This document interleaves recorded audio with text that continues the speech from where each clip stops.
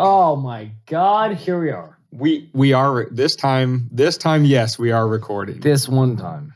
David, do you mind telling the people what you screwed up last week? Yes, Mind explaining to them why they are missing one episode in their queue currently? I, in my most infantile state of recording, did not check the fact that my microphone was either on nor was it off.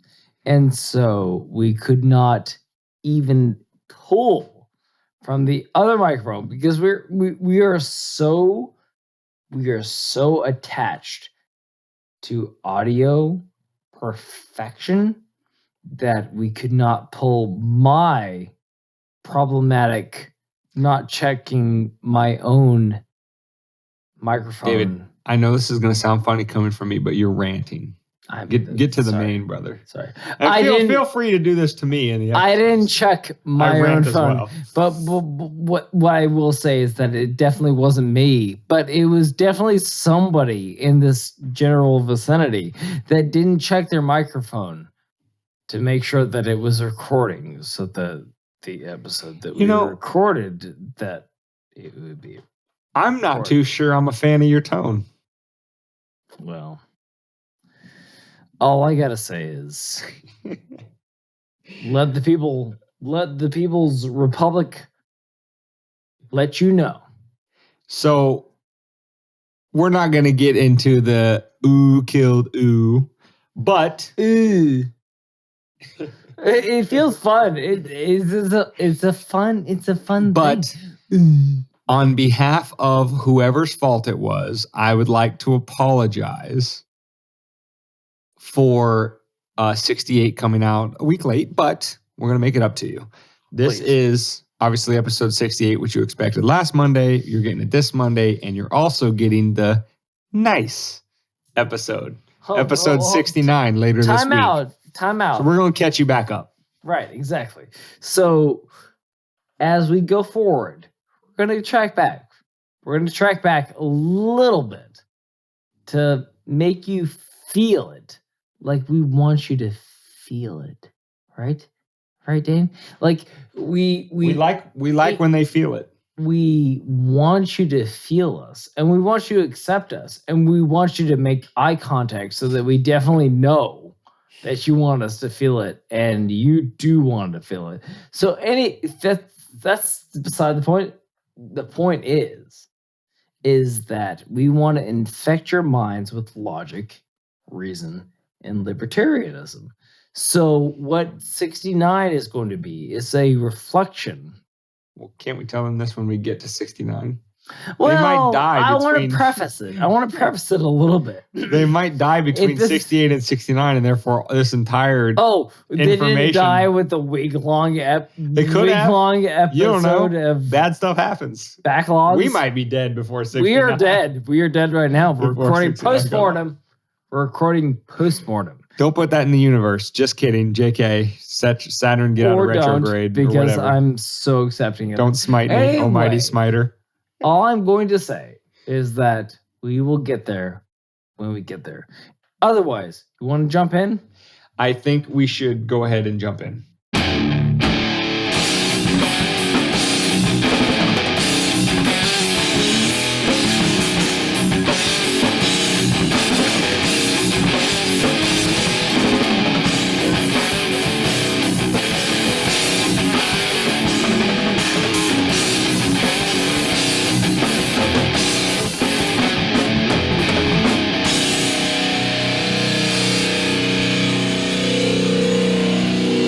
Welcome to Weapons and Meme Destruction Podcast, episode 68, which can be found at wmdpodcast.com/68.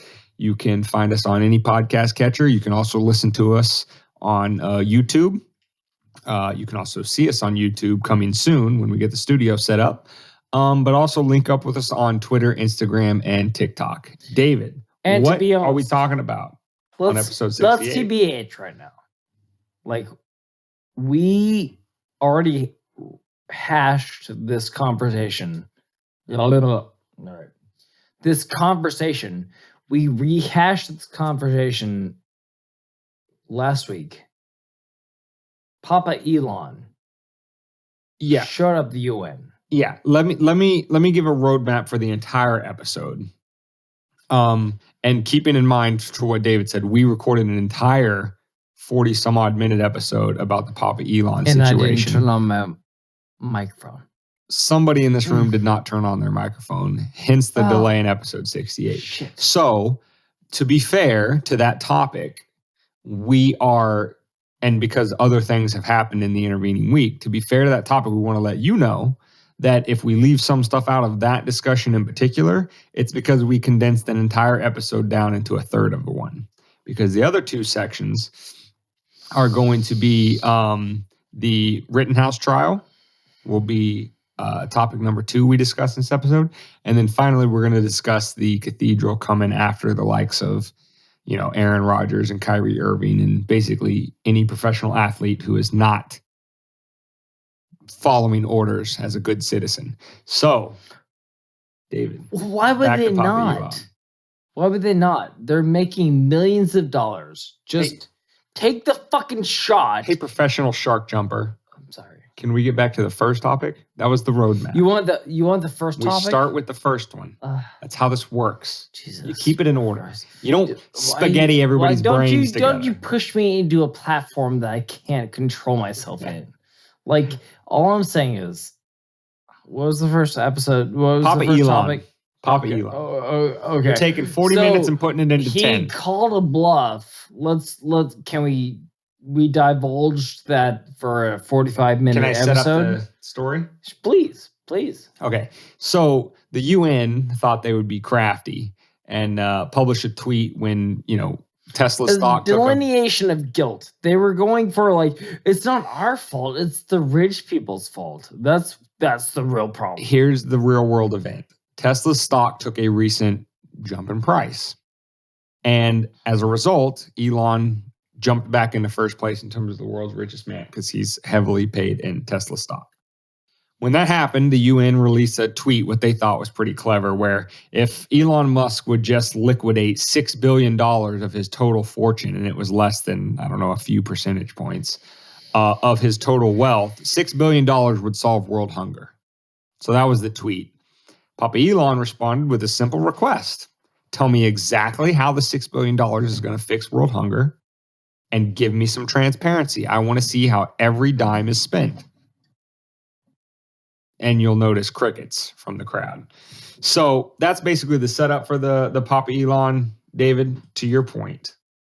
You want me owning the UN. What he wants me to condense a 45-minute podcast down to one. So, it seems as though the people that have no ideas hit a racquetball into somebody that had no idea they were playing a racquetball game. But in doing so, the guy said, okay, I'll put on my tennis socks that go all the way up to my knees. I'll put on my tennis shoes that go all the way up to my ankles.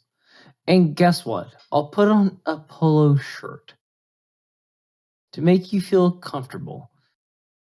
And I will liquidate $6 billion of my stock portfolio. Which, again, for the people that don't understand how supply and demand works, that means that his stock price tanks. Because that selling pressure, again, tells the market that this is a less valuable stock and it tanks. So this doesn't just affect Elon. This affects everybody who holds Tesla. And it's not just rich people. There were some poor people and middle-class people that bought Tesla stock when it was low in March of 2020 and are sitting pretty good right now. But you're going to tank their stock value because, one individual citizen out of 7 billion of us has to solve a problem largely created by government. But I digress. So that one individual goes, you know what? You guys are placating me as a fall guy. Like, I'm a rich guy. I can solve everyone's problems. as opposed to buying a yacht for myself, as opposed to buying education for my children, as opposed to buying an island that removes me from all the decadence of this society, and I can only ever amount to the wildest dreams of my idiom. Hold on, time out. You're being blamed for world poverty, and you're being blamed for world starvation. Weird. Okay, cool. So let me pause that idiom and let me solve that for you with the quick sale of my stock portfolio. And all I request is your plan to solve world hunger. I'll fund it, but you have to present me. We're not Pelosi in this thing where I Right. give you the money first and then I figure out how you spend it later. Exactly. He's like, I kind of want to see what I'm getting on the front my end. bluff. Oh, you think that I've made too much money? Therefore, you think I made too much money? Well, please tell me your plan to properly adhere my money to the what would you say, the moral decorum of the society that we live in? Please. Potentially. Although I will say that kind of one of the overarching points that I wanted to make in the lost episode. Again, not getting into a bunch of extra nuance, which again, God damn it, Jerry! You got into our server and you got us good. Here's the fundamental point I wanted to make about this. So the UN, right, ostensibly an international organization that is participated in by many countries around the world. Now, the United States government by itself spends roughly $1 trillion a year on its military. So $6 billion of that. Now, I'm no math magician, right? I am a lawyer by trade, so we're inherently terrible at math. But I think that $6 billion is what 100 would be 10%, and so 6 would be 0.6% of the total military budget. Forget all of the other things that the federal government spends money on. 0.6%. But don't tell Fox News that.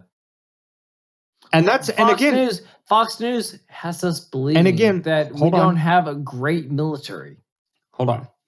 That's just one country that participates in the United Nations. Correct. I'm not even saying if just the United States government has to do it. But of the hundreds of countries that pitch into the UN, when you're talking about how much it would take for all the countries of the world to say, you know what, we might hate each other's guts for X, Y, or Z, but I think we can unilaterally agree that whether they're poor in your country or poor in mine, we're going to eliminate world hunger. And all those countries could pitch in and come up with $6 billion. And yet, miraculously, despite the all-knowing, omnipotent international organization of the UN or the governments themselves individually have never come up with a plan so radical as to solve world hunger for only $6 billion a year. Well, but yet Elon has to do it. And if he doesn't, he's a miserable Scrooge who wants to see mankind perish. You know what they have done? That's the cathedral at work. Is that they've run the numbers enough to know that Elon has earned enough as a personal proprietor of whatever fundamental corporation that he's endeavored into. They know that he has gained enough to solve world hunger. Are you Michael Scotting me right now? I'm Michael Scotting you. Sometimes you start a sentence and you don't know where it's going, but you figure out. But guess what? Guess what? Guess what? So the person that you're planning on pushing it off to, oh, well, we've created this situation, but guess what? We're gonna push it off onto these guys that don't pay taxes. And guess what? They'll yeah, exactly.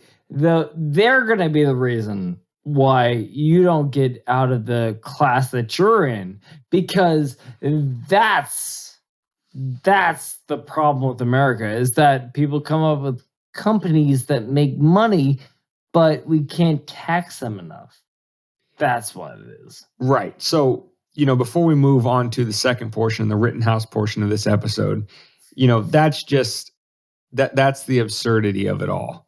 Is inherent within what we are at least allegedly told to believe a government is it's an institution which is allowed to do things that you and I can't do because we'd go to jail for it. But it's allowed to do those things, and we need to allow this necessary evil because it needs to force people to do things so that we can solve things like world hunger. Right? That's the argument for government in a nutshell. And all we're saying is, if despite the ability to coercively steal money from millions and millions of people in the form of taxation, you pay it, we made you an offer you can't refuse. You pay it or you're going to jail. If you resist going to jail, we'll shoot you in the head. That's the implicit threat that underlies taxation.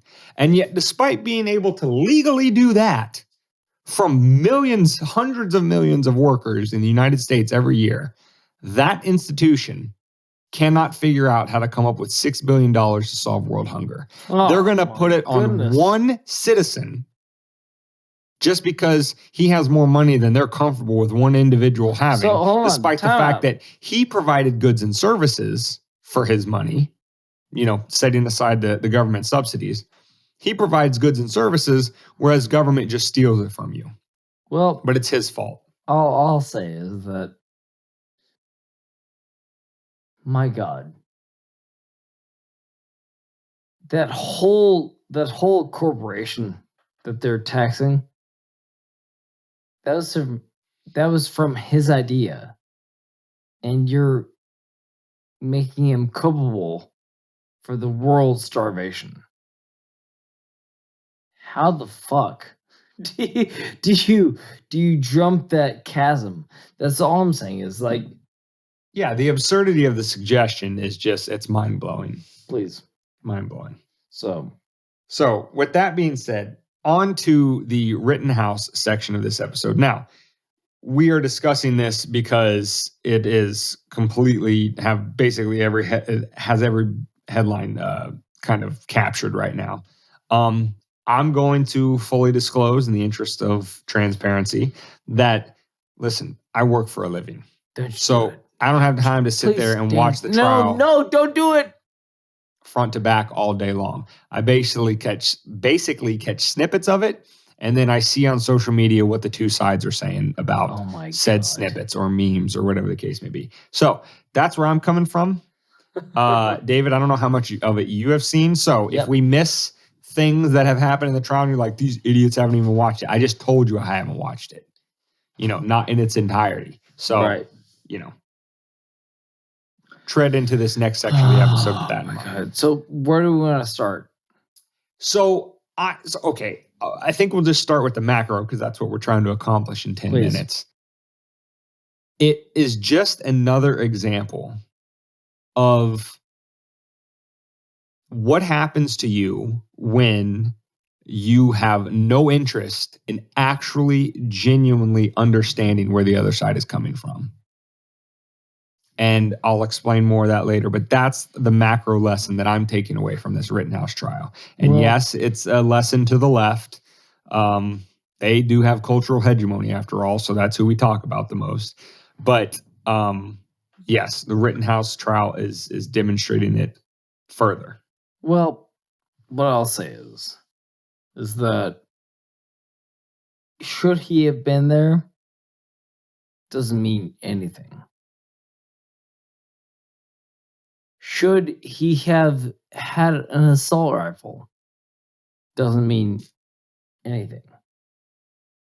All I'm saying is assault rifle is a made-up term. Right, exactly.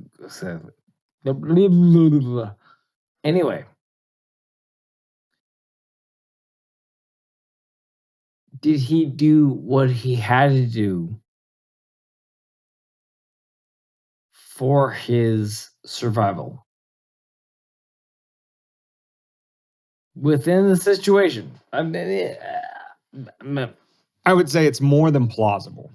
And Sure. again, all you need is reasonable doubt in terms of the practical outcome of an acquittal. However, what I am saying about the not understanding what the other side's saying, if you take a scan across lefty meme pages or CNN, MSNBC, basically the purveyors of left thinking opinion, they are just absolutely flabbergasted that the trial is not as slam dunk, open shut, Rittenhouse is going to jail for life kind of thing.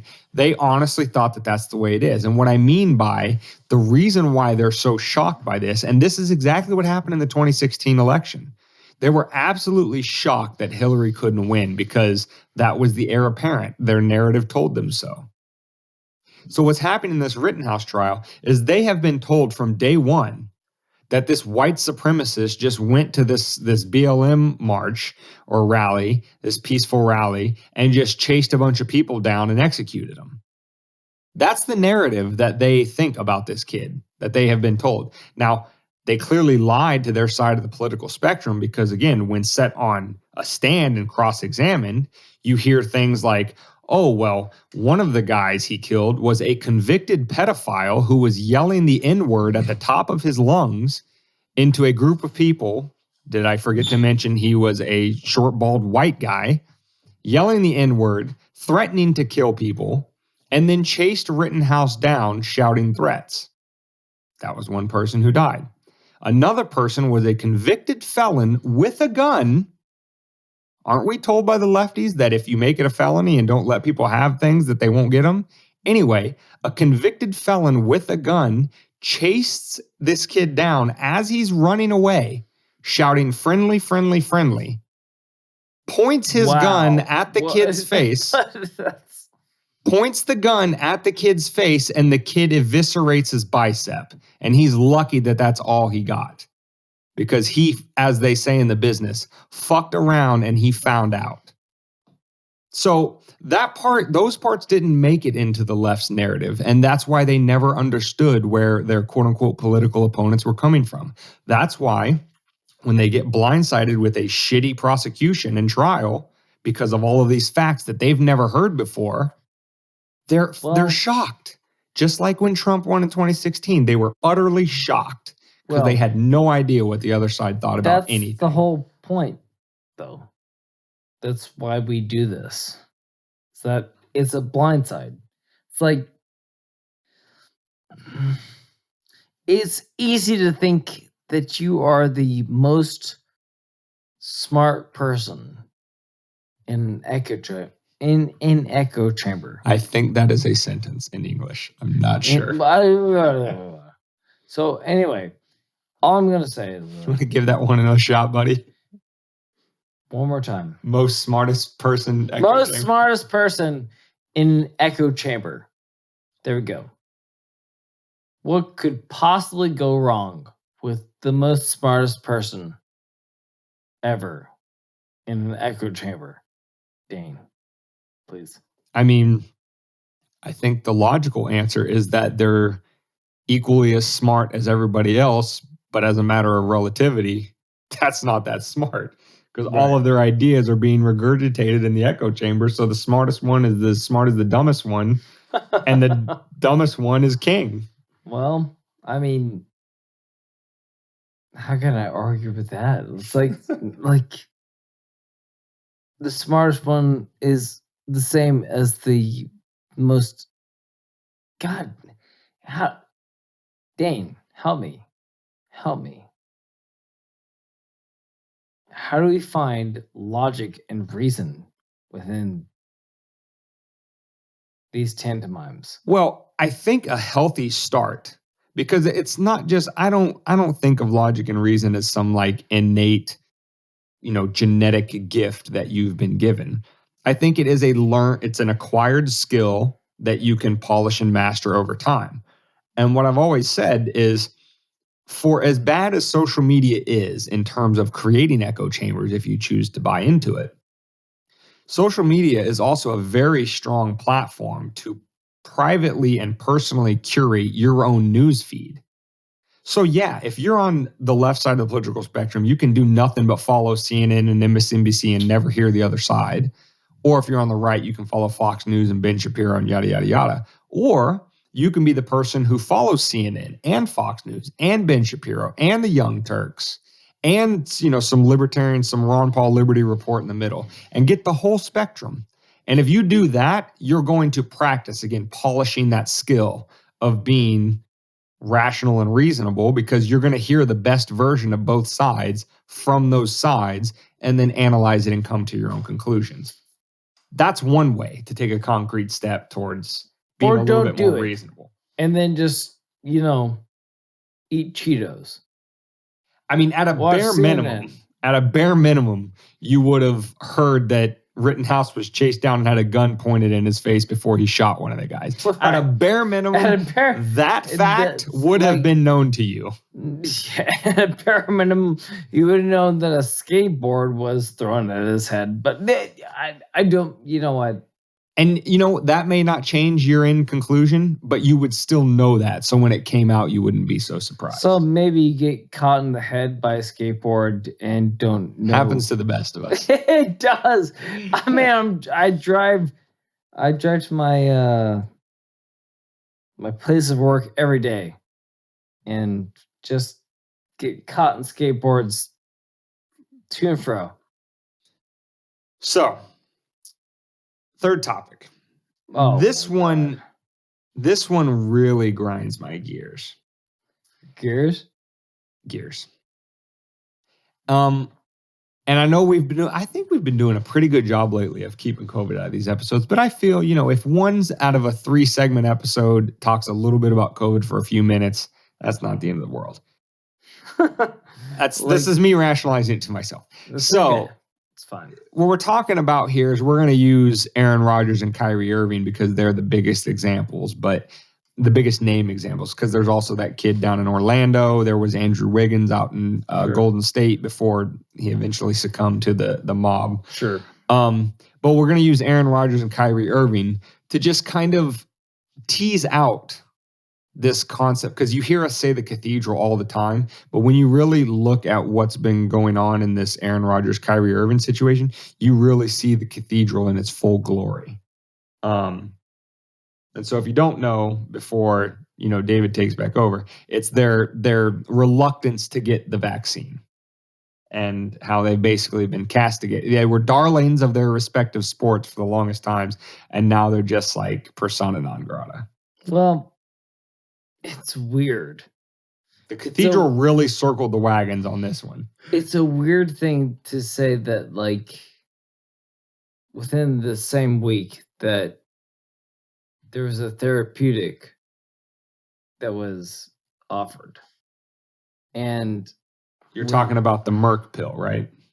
Correct. Yeah. So, like, all I'm saying is that, if there's a therapeutic that can solve the issue after we get it, why are you so fervent to put the solvent within our arm? I know it sounds a little.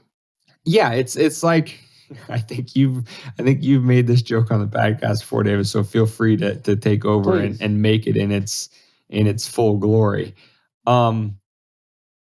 There's a point when forcing something, no matter how good it may be in the beginning, makes it not so great anymore. Well, you don't have to go back that happens. That many months to say. So tie that to COVID. Us two. What was the movement? Like us 4, 3 and 2. Us 2. What was that? It. No. I just want you to make the joke. I'm just saying, like, if we believe everything, you can't subjugate anything. That's all I'm saying. So here's the thing. I saw a compilation, just little snippets from each one of the networks that, and again, Kyrie didn't come up in this snippet, but again, it would equally apply to him. So you had everybody from Stephen A. Smith on ESPN to you had the one that really shocked me was Terry Bradshaw. Really? You had Terry Bradshaw basically called Aaron Rodgers an idiot. So you had, Stephen A. Smith, Terry Bradshaw, again, darlings of the sports world. Again, so tying this back to when we say the Cathedral, we really mean cultural hegemony in every sense of the word. So you have the sports darlings saying it. You have obviously CNN, MSNBC, all the usual suspects, Don Lemon, Brian Stelter, et cetera, all basically saying a version of Aaron Rodgers is an idiot, mocking that he called himself a critical thinker. He gets his medical advice from Joe Rogan. He's taking horse dewormer. That was of all people, that was Terry Bradshaw's quote. Terry Bradshaw was the one who made the point about, it's a horse paste, I think is what he called it. He's paid by CNN then. So what I'm saying is like Terry Bradshaw is one of those people that we would say, if you go back to that episode of Fallen Stars that we recorded, one of those people that we respected. And yet, damn it, you live long enough to see yourself become the villain. Damn it, man. Because they are so missing the point, it's not even funny. I want to come up with something funny, with like a dick joke. You're heartbroken. Yeah, it's like Terry Bradshaw. It's like, damn, man. Like, it's like losing respect for a father. It is. It's like, I thought you loved me, Daddy, but please don't do this. It's like, nope. He had an idea and he followed his idea, and by God, we have to vilify him for it. That's what that is. And here's a point I actually made. Go follow our TikTok if you haven't, because not only are you going to see my beautiful mug, David is coming to the platform soon. No. So definitely go over to our TikTok. Where can they find Weapons of Meme Destruction on TikTok. There you go. Anyway, I made a point about this, and I'll try to sum up the video here real quick, is because I think the same thing is going on with Aaron Rodgers, Kyrie Irving, basically any famous person who has any sort of hold on the popular culture. They really hate that. And here's what's going on. Think about why the Let's Go Brandon really drives the left nuts. The reason why it's driving them nuts is because it's one of those acts that triggers, and I forget the guy who came up with it, but what he called is a quote unquote preference cascade. They can't control the narrative. Right. Despite all of their efforts, and they spend a lot of time and effort making sure that the opinion is controlled and that you hold the same one they do, that if there's something that can come up and challenge that makes them nervous. It pisses them off because it shows all of their effort was wasted, but it also makes them nervous because it makes them lose control. So if somebody can simply go up to another complete stranger who they have no idea who they are and chant, "Let's go Brandon" together, and those two people immediately recognize each other as friendly as opposed to foe, that drives the Cathedral nuts. That's why they're losing their minds over Let's Go Brandon. Which is why they double down on ivermectin being a horse dewormer. Oh, exactly. Being a podcaster, I would have no idea what other podcasts would be afflicted by that. I have none idea. But Dane, where could they find this podcast? You didn't have anything on Aaron? Anything else on Aaron and Kyrie? I appreciate that he's a State Farm representative, and so they did hang on to him. Some other marketing brands have run away from him, but State Farm has held on. They're scared little petri dishes, but you know what? So, I mean, just take the Aaron Rodgers Kyrie thing as kind of indicative of what we mean when we say the cathedral. From all corners, all at the same time, as if speaking in unison from one script. Aaron Rodgers is stupid. He's taking horse medicine. He's getting advice from Joe Rogan. He's this, that, he's whatever.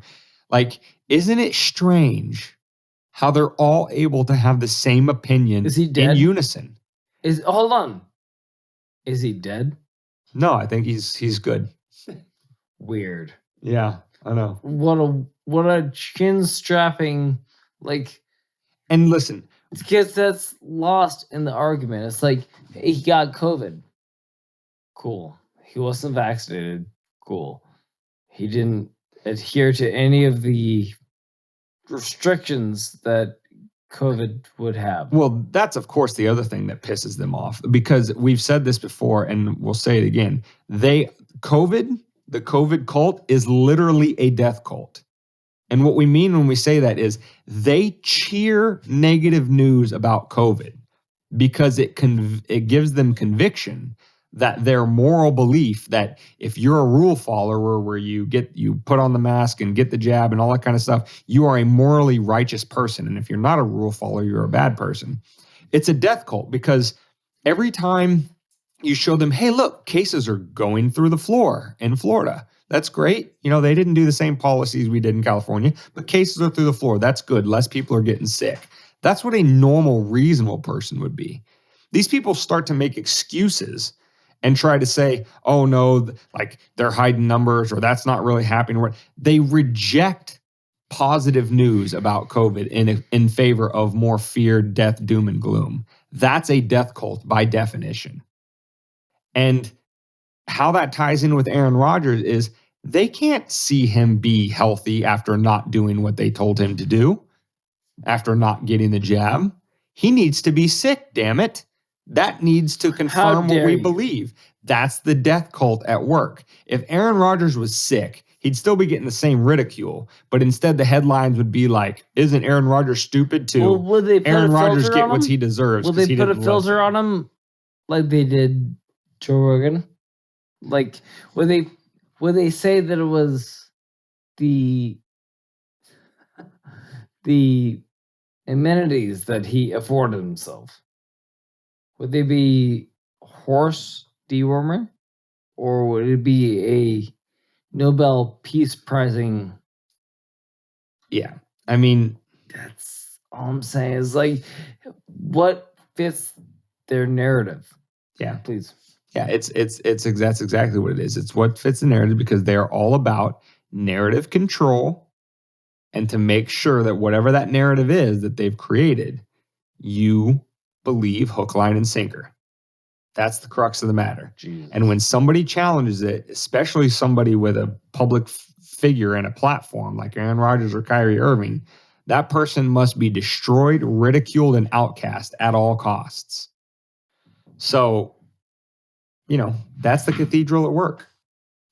And with that, I think, dude, we did a 3-parter in less time than we did a single episode on just Papa Elon. Look at us go. I mean, we're proficient. We stumbled. But we got over the line. We did. All right. So this episode can be found at wmdpodcast.com/68. You can also find it on any podcast catcher and YouTube. Also link up with us on Twitter, Instagram, and TikTok. Go to the website. Most importantly, click that subscribe button at the top of the homepage to jump on our email list so you can hear from us more frequently. And one episode at a time, one email at a time, one funny TikTok at a time. We're going to destroy the bad memes and replace them with good ones. That. It's like you go into like a mechanized thing.